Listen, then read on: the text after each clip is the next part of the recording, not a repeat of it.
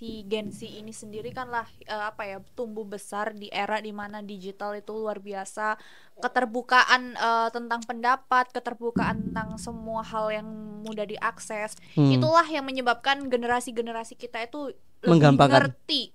lebih ngerti tentang oh ternyata yang seperti ini tuh mental loh, ini tuh yang seperti ini tuh nggak baik loh buat diri kita. Sedangkan generasi sebelumnya itu kan mereka nggak ada pilihan, lebih tepatnya mereka nggak tahu gitu, ya udah kayak lu kalau dimaki-maki ya lu harus diem, lu harus manut, kalau enggak lu nggak akan bisa survive. Iya betul. Jadi betul. mereka emang nggak, lebih tepatnya sebetulnya mereka ngerti kalau itu bisa berpengaruh ke mental mereka, tapi mereka lebih memilih untuk tidak memperdulikannya. Beda dengan generasi kita yang oh ya ini hakku, ini hidupku, aku Iya, aku punya setuju sih. ini sih, punya hak untuk kehidupanku. Lebih Jadi banyak menentang gitu ya kayaknya.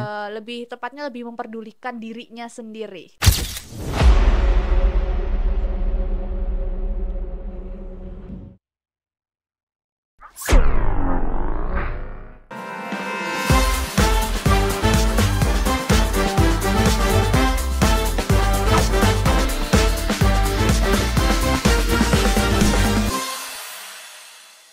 Hai guys, kembali lagi di podcast Relung Hati. Saat pikiran Tak lagi sejalan dengan hati.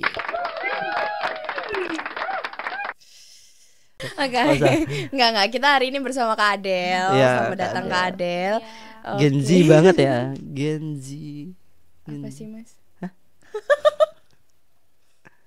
Gen Aku capek. Ini ketara banget ya. Ini berbeda dari Gen Z, jadi bisa ditebak ya. Kolot. Kolot lagi. Berarti apa nih? Ini Anda Aku gen apa? Boomers. Aku milenial. Enggak boomers. Boomers. Iya. Bukan. Gak usah dimudah-mudahin deh, tolong. Ya, mudah-mudahin. Enggak, lanjut. Kita lagi bahas tentang dunia kerja. Dunia kerja di mana sekarang itu banyak sekali Gen Z yang mengeluh kesahkan di mana mengelamar pekerjaan itu sangat susah dan mereka mencari pekerjaan-pekerjaan yang instan dan dapat langsung memiliki gaji yang besar. Itu mustahil kecuali dia Kecuali dia ada ordal. orang dalam. Orang dalam tidak berlaku kecuali di Enggak ya, di mana-mana berlaku orang dalam ya. Aku nggak pernah menggunakan orang dalam. Ada duit, ada kuasa. Nice. Wah, betul. Tapi sebenarnya kita ada pernah bahas ini sih Mas di segmen sebelumnya. Ya, segmen di Banyak. banyak ya. Di sebelumnya cek. Sebelumnya banyak banget berarti. Tapi di sini kalau mau bahas Gen Z, Mas Febian sebenarnya kapit 2 Gen Z loh. Kalah Iya loh. suara loh. Loh, Apa? Apa milenial? enggak. Tapi jangan salah loh ya, mungkin ada beberapa orang yang ngeklaim Gen Z nggak bisa kerja bla bla, tapi Gen Z itu sosok semua gen yang paling kreatif di antara semua generasi. Nah, Betul nggak? Enggak sih, menurutku bukan kreatif aja, tapi lebih ke kerja Kreatif. keras. Iya, Iya. enggak kreatif aja, menurutku lebih kerja keras juga. Kreatif, inovatif. Karena apa? Karena rata-rata nih jujur ya, Gen Z itu males, tapi karena kemalasan itulah mereka selalu Jadi menemukan kreatif. cara-cara yang Survive. membuat itu Nah. jauh lebih mudah. Makanya mereka lebih kreatif dan inovatif. Tapi emang sebenarnya tuh kalau mau kita bahas generasi ya, sebenarnya semuanya tuh punya kekurangan dan kelebihannya masing-masing, enggak sih? Betul. Bener kan? Kayak maksudnya ada nih banyak rumors katanya Gen Z itu punya permasalahan mental health lah, padahal zaman dulu nggak ada gitu-gitu. Padahal kan sebenarnya semuanya kan tergantung mengikuti perkembangan zaman itu tadi kan. Kalau aku boleh ngomong sih gini, sebenarnya bukan karena kemudahan teknologi sekarang, jadi semua itu bisa mudah untuk diketahui. Seperti halnya kayak fakta tadi yang bilang bahwasanya Gen Z banyak sekali yang kena mental health. Nah sebenarnya di zamanku dulu, milenial, zamanku kayak jauh banget kayak dinosaurus kayak apa gitu. Ya zaman milenial itu juga ada, cuman kayak sensusnya itu nggak sedetail sekarang. Kenapa milenial lebih aware? Salah lagi. Udah, tapi kan kamu nyimak loh Del. Kenapa Gen Z lebih aware tentang mental health daripada millennials? Karena setelah dia mati, dia itu jarang bergaul. Kak Adel sendiri gimana? Kenapa itu Kak? Oke, mungkin ya karena si Gen Z ini sendiri kan lah tumbuh besar di era dimana digital itu luar biasa, keterbukaan tentang pendapat, keterbukaan tentang semua hal yang mudah diakses, itulah yang menyebabkan generasi kita itu Menggampangkan.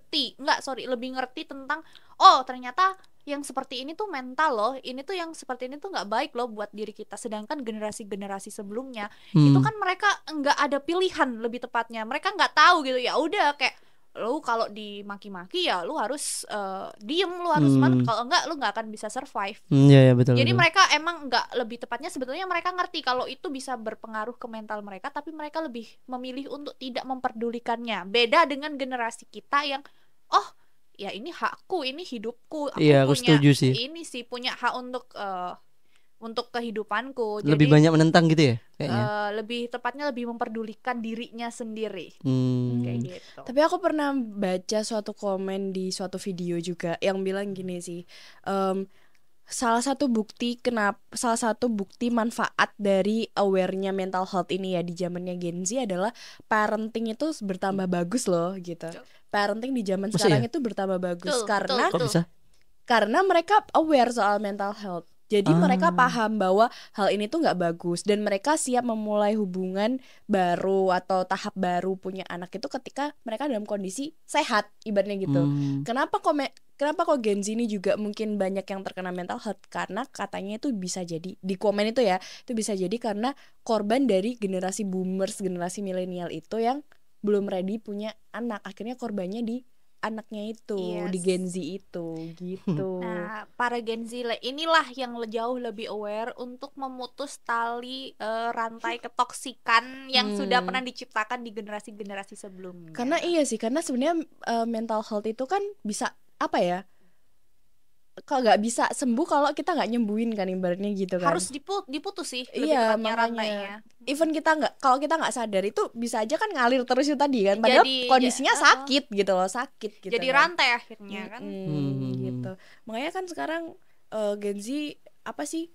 Ada yang sadar kalau dia sadar nih dia sakit, belum pengen nikahnya makin tua kan, banyak kan sekarang yang nikah. Sekarang ada berita loh, angka pernikahan turun di terus turun. Itu sumbangsinya dari mana? Dari milenial dan Terus Gen turun. Z sih. Bener.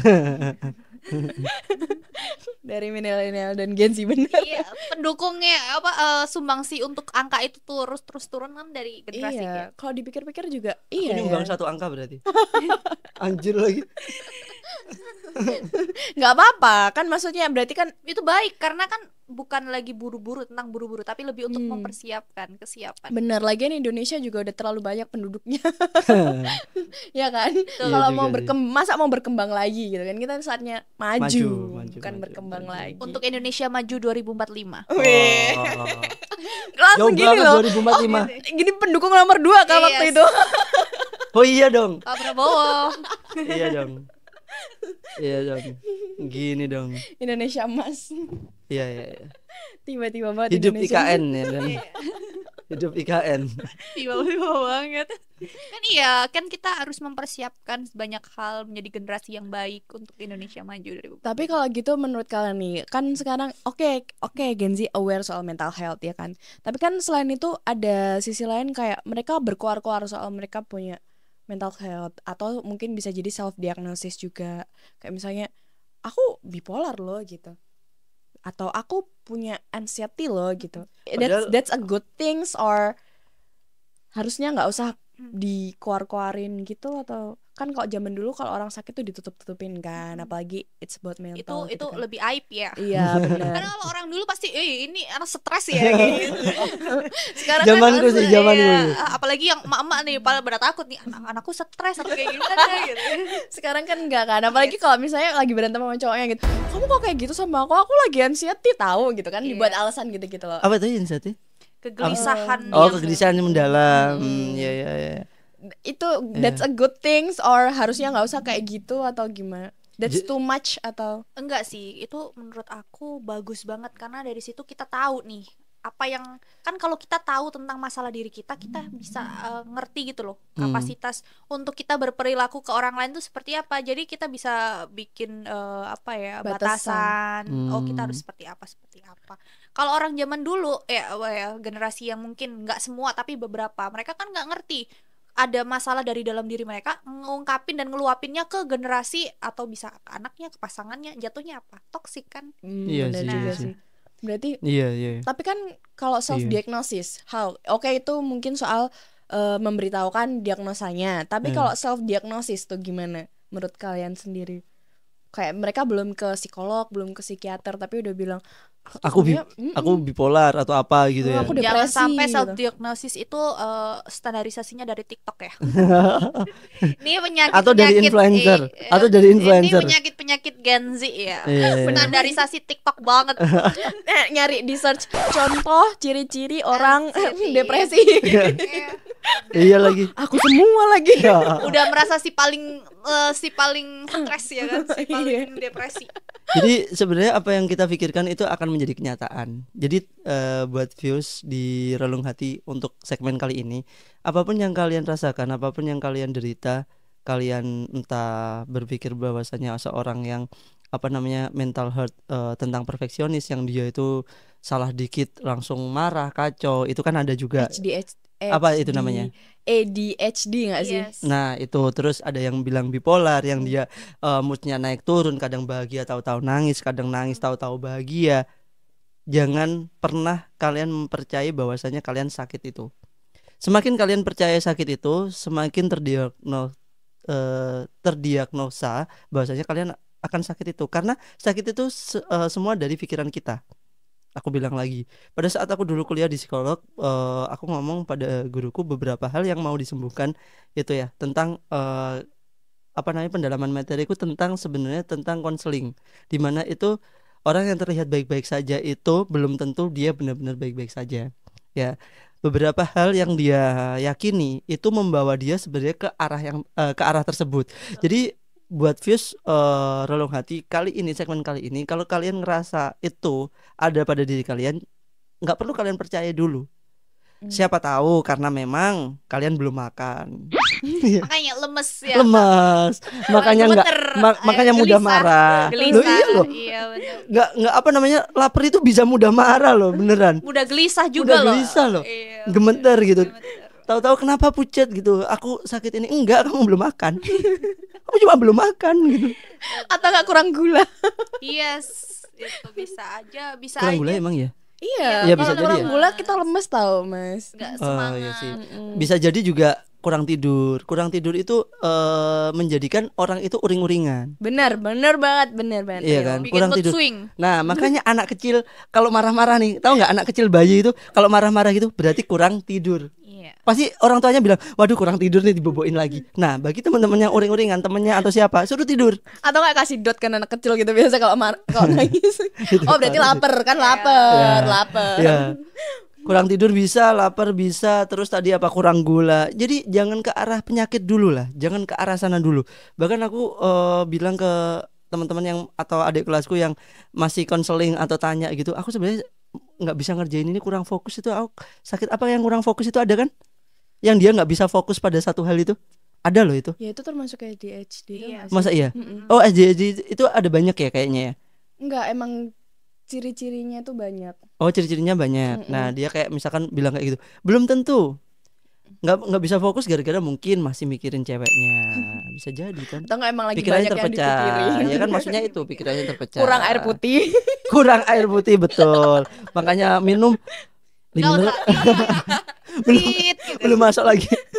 belum masuk lagi. Nah, kalau aku sih ngomongnya kayak gitu. Jadi sebenarnya kenapa di zamanku milenial itu nggak sampai kayak gitu. Karena ya itu tadi, kita lebih cuek ke hal-hal tersebut. Lebih ke isengan yang dikeluarin. Jadi kayak misalkan temennya lu stres ya gitu, lu gagal berpikir ya dulu. Dulu kita ngomong teman kita idiot gitu aja nggak marah lo. Coba sekarang. Enggak marah. Ya kalau udah kenal. Tapi kalau Iya kan misalkan temen kan bilangnya temen. temen yang ibarat yang nggak pernah ngobrol sama kita tentang candaan gitu loh. iya. Dulu itu kita bilang lu idiot gitu. Itu kayak semacam udah biasa aja lah gitu. Tapi sekarang kayak dimakan hati gitu. Benar-benar di Mudah ini hati. baper. Mudah baper. Gen Z kan mudah baper katanya.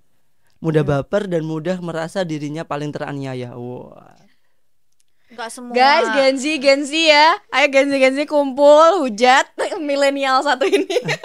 Loh enggak, faktanya kayak gitu loh. Aku Ini Aku tapi munculin. yang tadi loh Gen Z itu soal di kerjaan nih, ya kan? Tapi soal di kerjaan Gen Z itu cukup kreatif. Tapi ada beberapa nih generasi para temanku nih yang emang nggak bisa kerja sama orang.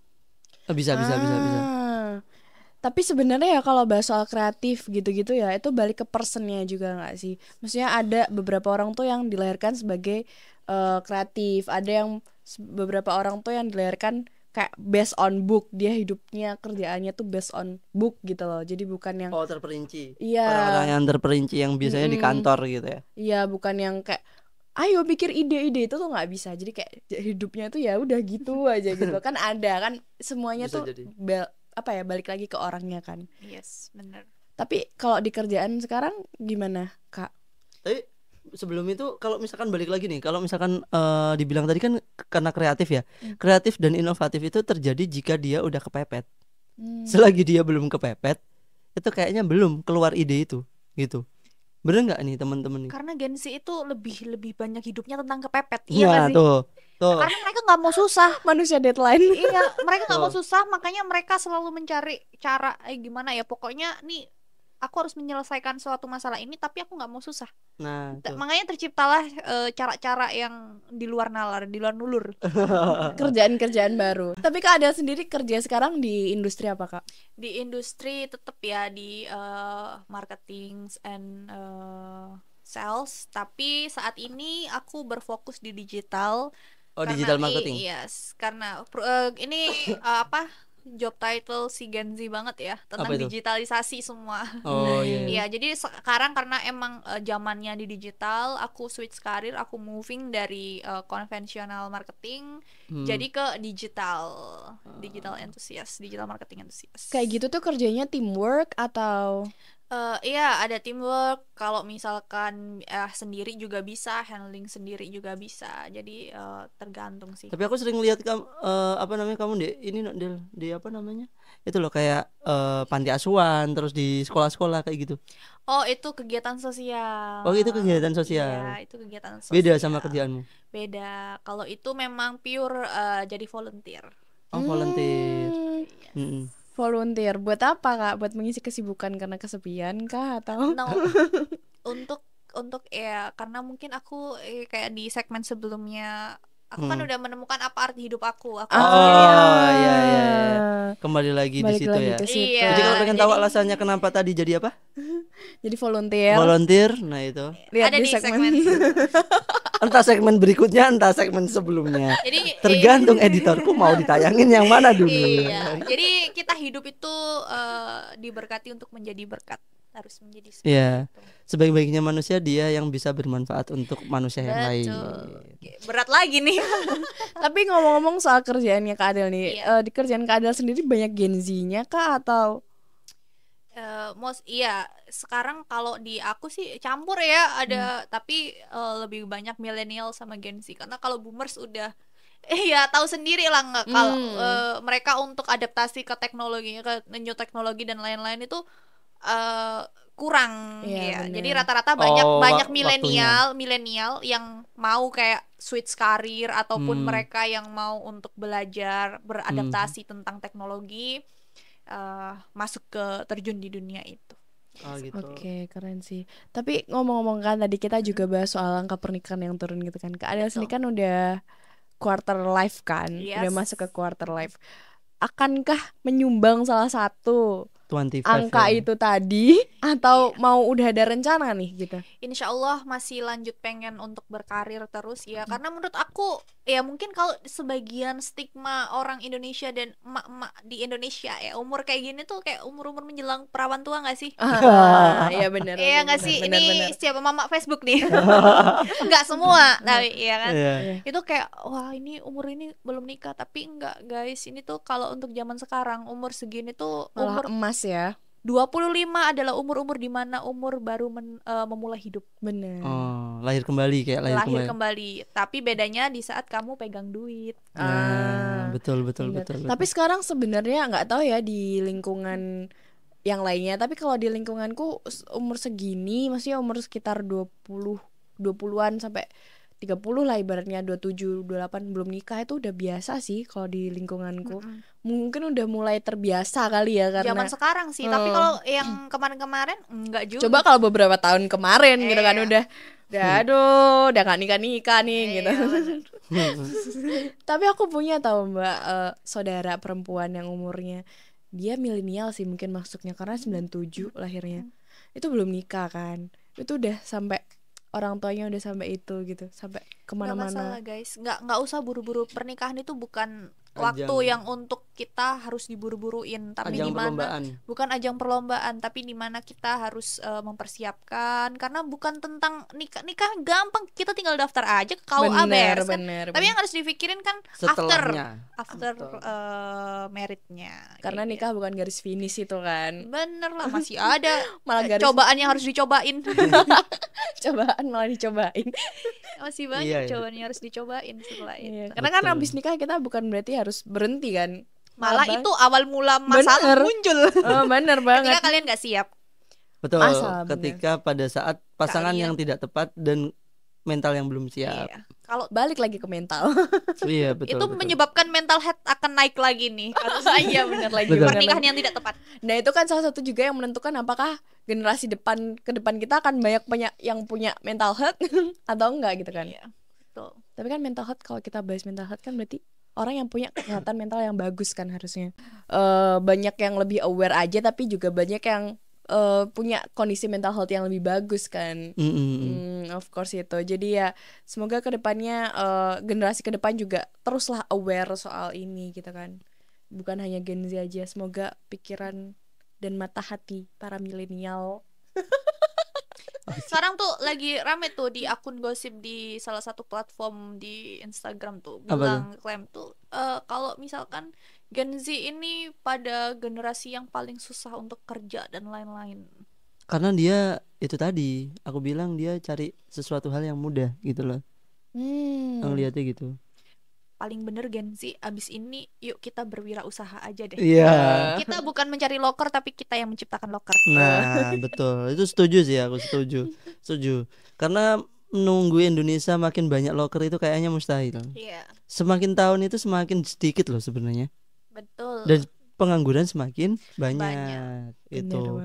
Jadi kalau misalkan tetap pemikirannya menciptakan tetap kita menjadi seorang pekerja untuk suatu perusahaan, itu nanti lambat laun kita akan mati lama-lama, Yes, nggak akan berkembang. betul. Dan kalau Gen Z bisa nyiptain itu, kenapa tidak? Gitu loh. Kayaknya memang aku punya insting sih, Gen Z itu diciptakan bukan untuk menjadi pekerja, Betul. tapi Mungkin bisa jadi. penyedia lapangan kerja. Betul. Gen Z ada untuk menjadi titan. Menjadi titan gitu. Enggak, aku sempat baca yang menarik juga sih, bukan bahas lagi Gen Z ya, kayak misalkan ini. Tapi memang beberapa hal, kalau misalkan tempatku sendiri sih di sini rata-rata kita Gen Z semua ya kayaknya. Gen Z semua. Gen Z semua kan? Kita. Gen Z semua kecuali Mas Febian. Sama Eldin, Iya kan udah enggak. sama ada lagi. Beberapa direksi ya kan. Ya kan itu enggak dihitung. Enggak Enggak dihitung. dihitung. Gitu. Makanya tempatku adalah industri kreatif. Pengenku ngerekrut teman-teman itu biar ya itu tadi, karena Gen Z orang-orang yang kreatif. Gimana yang aku nggak bisa mikirin, mereka bisa terpikirkan gitu loh, celah-celah apapun gitu. Terkait itu semua nih. Nah, kata salah satu influencer bahwasanya Gen Z pun juga mereka yang lemah dalam dalam bidang pekerjaan yang dimana dia itu mudah bosan sehingga dia mudah berpindah-pindah tempat. Nah, bener nggak nih? Sebenarnya menurutku Gen Z itu lebih ke work love life balance sih Yes, benar. Itu moto hidup dari Gen Z. prinsipnya. Jadi dia harus stabil semuanya gitu. Iya, jadi mungkin karena bukan karena dia mudah bosan ya, mungkin kan daya ininya dia mereka untuk mencoba sesuatu hal yang baru kan rasa penasarannya kan tinggi. Mungkin ketika mereka bekerja di suatu perusahaan itu stuck atau perusahaan itu nggak bisa Membatasi. membatasi atau perusahaan Kreativitasnya, itu juga nggak bisa membuat memaksimalkan si potensi si Gen Z, mereka pasti akan mencari peluang di mana perusahaan yang jauh lebih bisa memberi itu. Nah, Makanya bisa mereka jadi. menjadi kutu loncat. kutu loncat. Iya lagi, aku pernah Iya. lihat komentar dia menjadi seorang yang kutu loncat, anjir.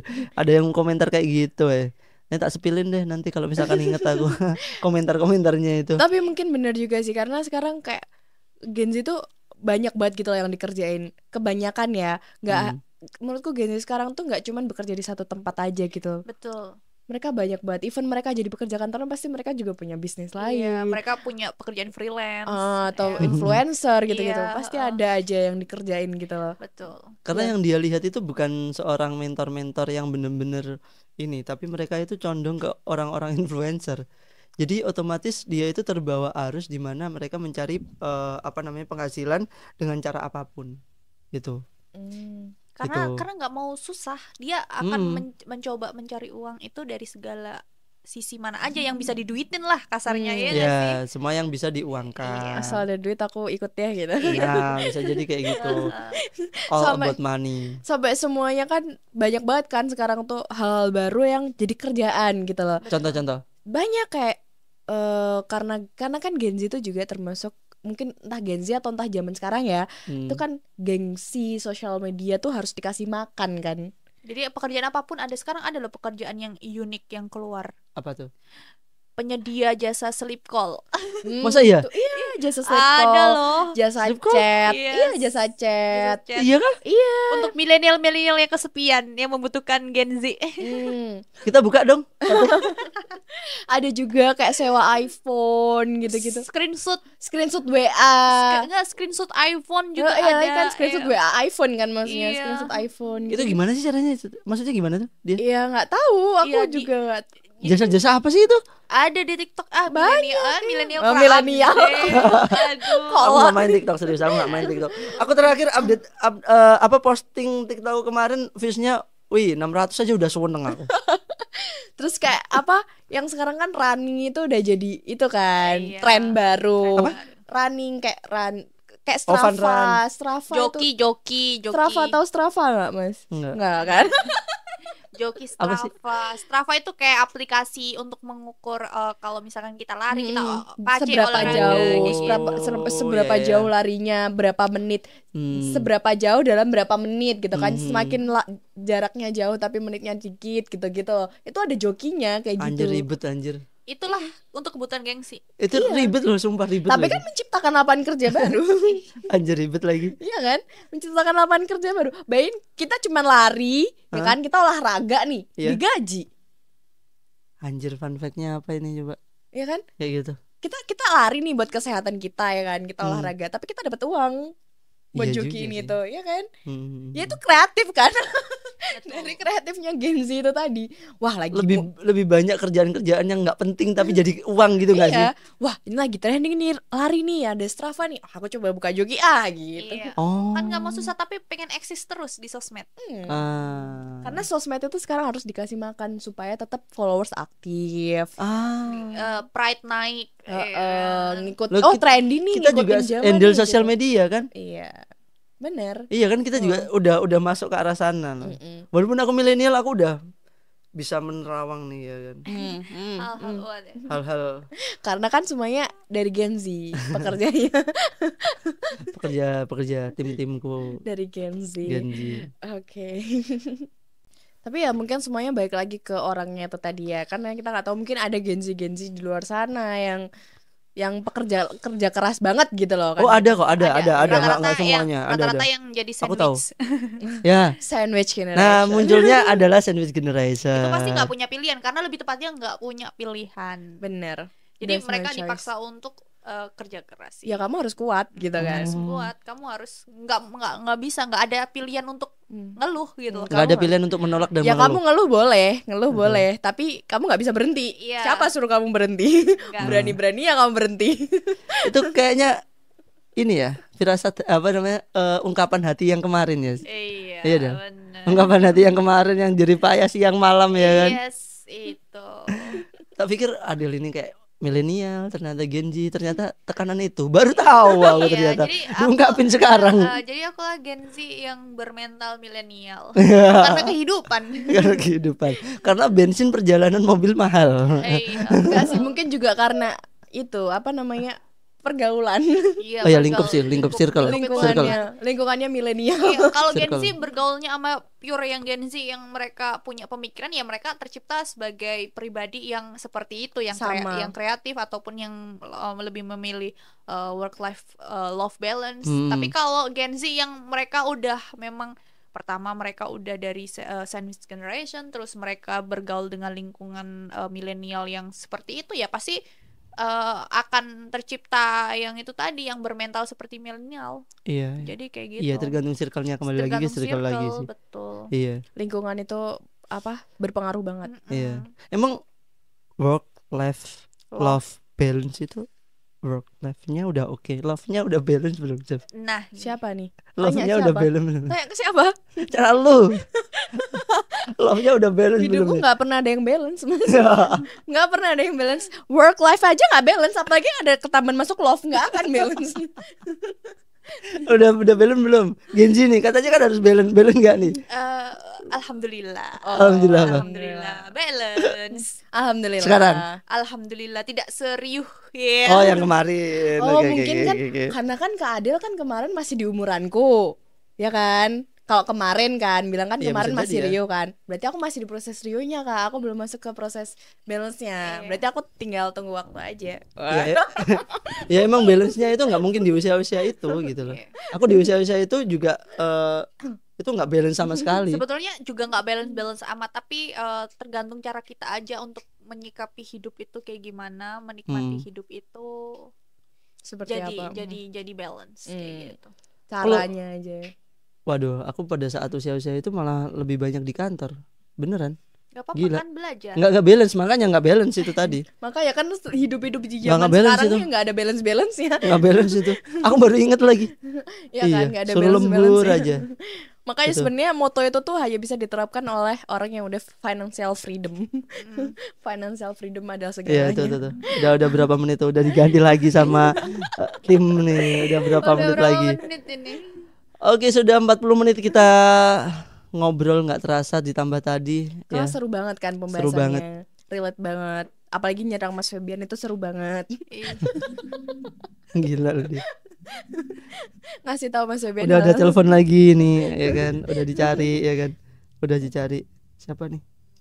Kok Mama. kepo? Kok Kok kepo? Mama. Enggak, siapa yang ini ya kan. Apa? Ya kan temenku deh ini Adel. Siapa? Barangkali temanku juga gitu. Oh. Sama-sama telepon nih.